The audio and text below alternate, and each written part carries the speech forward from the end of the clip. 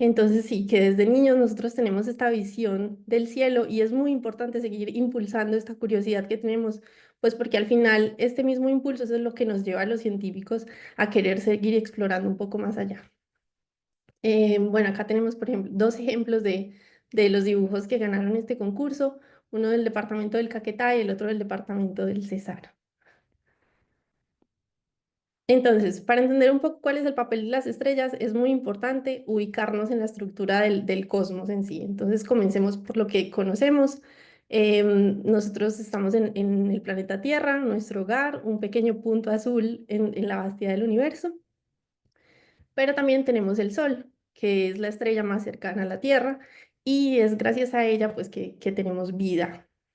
El Sol, a su vez, hace parte del sistema solar, en el que además del Sol tenemos un conjunto de planetas, asteroides y cometas que están unidos gravitacionalmente por el Sol. Y a su vez, el sistema solar se encuentra inmerso en lo que llamamos la Vía Láctea, que es nuestra galaxia. Em, la Vía Láctea alberga cientos de miles de millones de estrellas, es decir, que el Sol no es una estrella especial, es especial para nosotros como humanidad, pero en la grandeza del universo, pues es simplemente una estrella más. Y además, no solamente hay miles de millones de estrellas, sino que en la galaxia, en el universo, posiblemente hay miles y millones de planetas. Entonces, en este punto, quisiera hacer un pequeño paréntesis saliéndome un poco de la astrofísica estelar para contarles que en el 2019 se le otorgaron el Premio Nobel de Física a dos profesores de la Universidad de Ginebra, donde yo ahorita me encuentro haciendo el doctorado, por el descubrimiento del primer exoplaneta en, para la astronomía, ¿cierto? Entonces esto fue hace apenas 30 años, hace 30 años que nos dimos cuenta, pues, o observamos realmente que además de los planetas que teníamos en el sistema solar, habían otras muchas estrellas que también tenían sus sistemas planetarios alrededor de ellas. En 1995 fue el descubrimiento del primer exoplaneta y al día de hoy, esto lo confirmé ahorita en la página de la NASA, tenemos alrededor de 5.834 exoplanetas confirmados. Entonces, bueno, y nos quedan mucho más por observar porque claramente todavía tenemos algunos impedimentos tecnológicos, pero pues en el futuro seguramente este número continuará creciendo. Y acá pues tengo una foto con Michel Mayor, el premio Nobel del 2019. Ahora, volviendo un poco, también es importante saber que nuestra galaxia, la Vía Láctea, tampoco es única. Existen estructuras que son aún mucho más grandes, donde la gravedad mantiene unidas múltiples galaxias. Y estos grupos se llaman los cúmulos de galaxias, y así sucesivamente, pues el universo se va haciendo cada vez mucho más grande, dejando de ser simplemente la Tierra y en el que podemos llegar a imaginar cómo el universo está al final compuesto de miles y millones de galaxias que a su vez se está expandiendo. Entonces, a medida que nosotros ampliamos nuestra visión del cosmos, comprendemos que al final tal vez todo eso, empezando desde lo más pequeño como la Tierra hasta estos cúmulos de galaxias, pues pueden tener una conexión y para mí esa conexión son las estrellas y por eso pienso que son esos los ladrillos del universo. Entonces, siguiendo un poco con la idea de las estrellas, pues también es importante hablar cómo es el ciclo de vida de estas mismas. Entonces, em, cómo las estrellas nacen, cómo evolucionan y cómo contribuyen a la estructura del universo hoy en día, son algunas de las preguntas que la astronomía aún tiene en la actualidad, pero pues que también ya tenemos algunas cosas un poco claras y que creemos entender cómo funciona todo este proceso. Entonces, empezando por el nacimiento. Las estrellas pues no han existido desde siempre. Las estrellas tuvo un momento en el que se forman y la idea en la que se forman las estrellas es que nacen al interior de unas enormes nubes de gas y de polvo, que son conocidas como nebulosas o nubes moleculares. Em, Acá, por ejemplo, tenemos una imagen bastante bonita de una de las regiones de formación estelar más estudiadas, que es la nebulosa de la Quilla. Y esta región también es conocida como los acantilados cósmicos, pues porque pueden ver que tienen estos picos y como montañas y valles también. Em, Esto es una nube que está principalmente hecha de hidrógeno y algunas partículas de polvo, y que bajo la influencia de la gravedad, algunas regiones comienzan a colapsar. Durante este colapso, entonces, se forma lo que los astrónomos llamamos las protoestrellas. Las protoestrellas es el momento antes de que lo consideramos como una real estrella, ¿cierto? Ahora, si la masa que logra colapsar en ese punto del espacio es suficientemente grande, entonces la temperatura comienza a aumentar, generando un núcleo. Y en este núcleo comienza a suceder lo que llamamos la fusión nuclear. Durante la fusión nuclear, lo que ocurre principalmente es la transformación de hidrógeno a helio, pues porque hidrógeno es el elemento más abundante en el universo, entonces toda esta nube podríamos decir que está constituida principalmente de hidrógeno. Entonces, cuando todo el material se concentra en un espacio y la temperatura comienza a aumentar, entonces comienza la fusión nuclear, comienzan las estrellas realmente a funcionar como reactores nucleares y comienzan a fusionar y a generar helio. En este proceso se libera muchísima energía, em, que luego también va a ayudar para que otros procesos cósmicos ocurran. Entonces, por ejemplo, en esta imagen podemos ver que también se ven muchas estrellas. Entonces, las diferentes regiones puede ocurrir que se formen estrellas de baja masa, pero también estrellas mucho más masivas. Y realmente esto lo que lo llamamos es como una guardería estelar, porque realmente de toda esta región se pueden formar estrellas de muchísimos tamaños, que como les dije, pueden incluir estrellas muy masivas, que pueden llegar a ser hasta cientos de veces más masivas que nuestro Sol. Acá tenemos una ampliación un poco más de esta imagen. Y algo bastante interesante es que durante el proceso de formación, estas estrellas nuevas también expulsan parte del gas y de polvo a medida que se van desarrollando. Como que todavía no están muy cómodas, no están todavía del todo formadas, entonces mientras logran lo que nosotros llamamos el equilibrio, comienzan a desprender también mucho material, y todo este material termina eyectándose nuevamente al medio. Entonces podemos ver, por ejemplo, en una de estas regiones tenemos una estrella en el centro. La estrella alrededor ya no tiene mucho material, pues porque todo este material colapsó y se terminó condensando en lo que queda siendo una estrella, pero luego esta misma estrella comienza a expulsar material de forma a velocidades muy altas, en las que de alguna manera barre toda su vecindad, ¿cierto? Y a la vez, todo este material que está siendo expulsado genera unos chorros que llamamos jets, y estos chorros generan entonces que a su vez todo el material que está alrededor empiece a estar un poco inestable, y a la vez genera más formación estelar en las regiones aledañas, ¿cierto? Y generando muchas más agrupaciones de material que eventualmente se van a formar muchas más estrellas, y así continúa el proceso.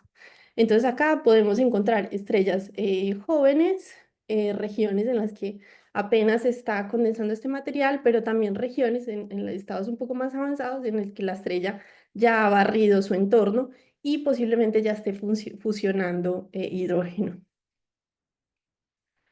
Ahora, acerca de la evolución. Como les dije, las estrellas pasan la mayor parte de su vida en equilibrio.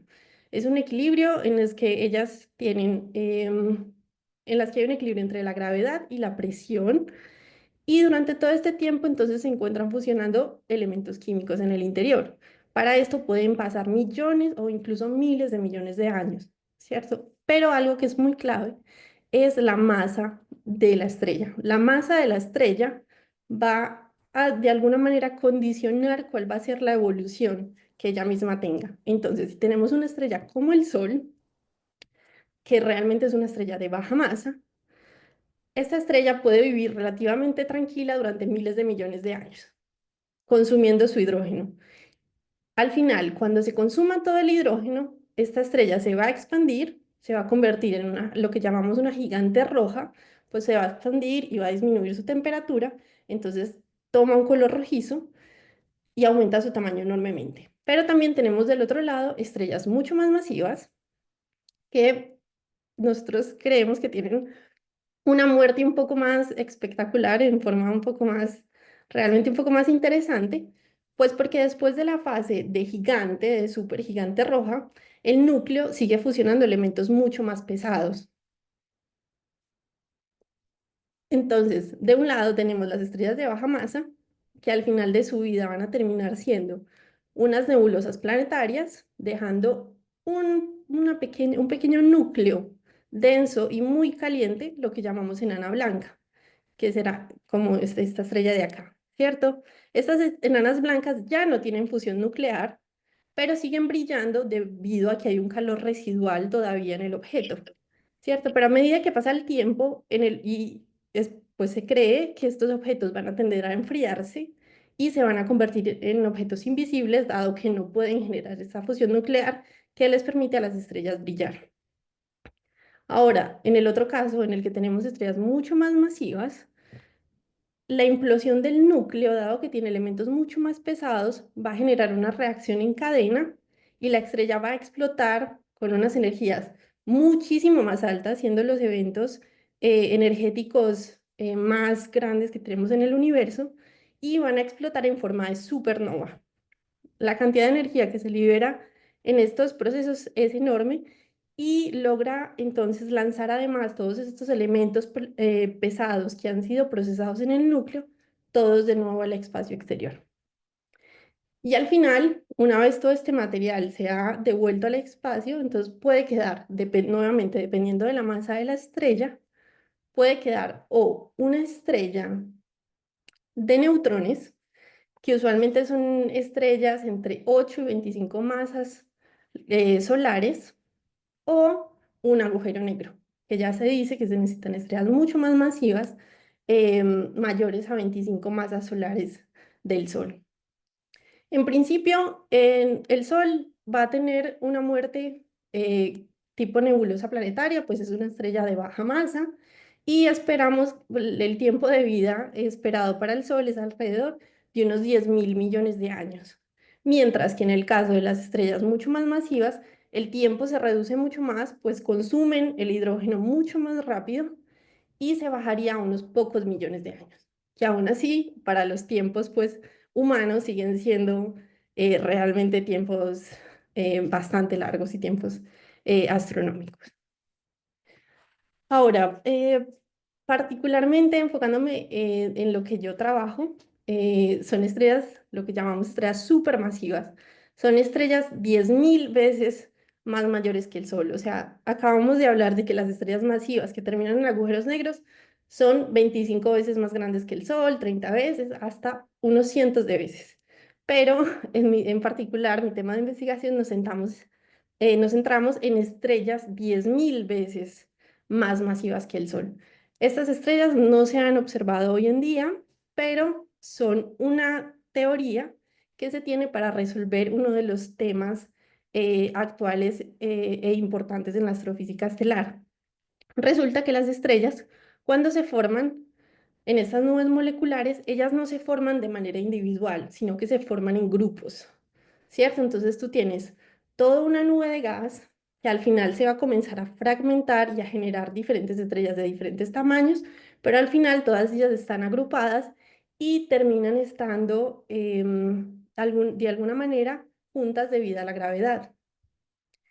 Estos cúmulos globulares los podemos observar y han sido objeto de estudio para la astronomía por muchísimos años porque están en nuestra galaxia, están bastante cerca y podemos estudiar sus abundancias de los elementos químicos gracias a la espectroscopía. Entonces, cuando hemos estudiado estos cúmulos, nos hemos dado cuenta que hay una abundancia de ciertos elementos químicos que no puede ser explicada si consideramos estrellas tan masivas como el Sol o incluso las que son un poco más masivas. ¿Por qué? Pues porque necesitamos que en el núcleo de estas estrellas se genere una temperatura tan alta de 70.000 millones de grados kelvins y una temperatura tan fuerte que puedan ser capaces de fusionar muy rápidamente en su historia evolutiva elementos que para los astrónomos son elementos pesados, el magnesio y el aluminio, que realmente no pueden ser explicados si consideramos las estrellas menos masivas. Entonces, como les dije, estas estrellas son teóricas, realmente es una hipótesis, no se han observado estrellas de esta masa, sin embargo, se cree que fueron bastante importantes en el proceso de formación de las estrellas en los primeros estadios del universo. Entonces acá tenemos una imagen de uno de los cúmulos globulares y como pueden ver, cada uno de estos punticos es una estrella en los que gracias a espectroscopía de alta resolución podemos obtener muy claramente las abundancias de ciertos elementos químicos en cada una de ellas y se puede comparar con observaciones que tenemos del Sol, por ejemplo.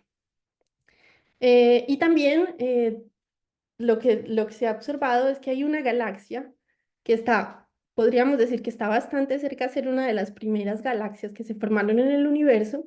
Esta galaxia se observó con el James Webb y también presenta anomalías en la abundancia de nitrógeno. Tiene muchísimo nitrógeno que tampoco se puede explicar si se considera una formación estelar, digamos, conservadora, considerando estrellas de baja masa. Y mis modelos, bueno, porque yo soy astrofísica computacional, realmente lo que yo hago es que en el computador meto todos los ingredientes de la física necesarios para reproducir las estrellas y logramos construir esas estrellas de esta magnitud. Ahora, pues la muerte de las estrellas no es solamente un evento cósmico que es espectacular, que nos da imágenes súper bonitas, sino que también es un proceso fundamental para la evolución del universo, como vimos, ¿cierto? Elementos más pesados como el carbono, el oxígeno, el hierro, el oro, incluso el uranio, se forman en los procesos de estas estrellas y también en las explosiones de las supernovas y al final se terminan dispersando nuevamente en el espacio. Entonces es como un tipo de reciclaje, ¿cierto? Comenzamos con la nube molecular, con la nebulosa, en la que se forman estas estrellas. Luego, dependiendo de su masa, pues va a tener un ciclo evolutivo diferente, un tiempo de vida diferente, pero todo este material que ha sido procesado en el interior de las estrellas, pues al final va a terminar nuevamente disponible para que nuevas generaciones de estrellas, incluso de planetas, se formen. Y de cierta manera, también, pues el planeta Tierra viene siendo parte de toda esta evolución y los elementos claves que fueron necesarios para el desarrollo de la vida, pues en algún momento también vinieron de estas estrellas. Y al final creo que es importante pensar que cada átomo de hierro que nosotros tenemos en nuestra sangre, cada átomo de oxígeno que respiramos, alguna vez estuvo dentro de una estrella que murió hace miles de millones de años. Y sin la muerte de las generaciones anteriores de estrellas, nuestro planeta y la vida tal y como la conocemos, pues no existiría.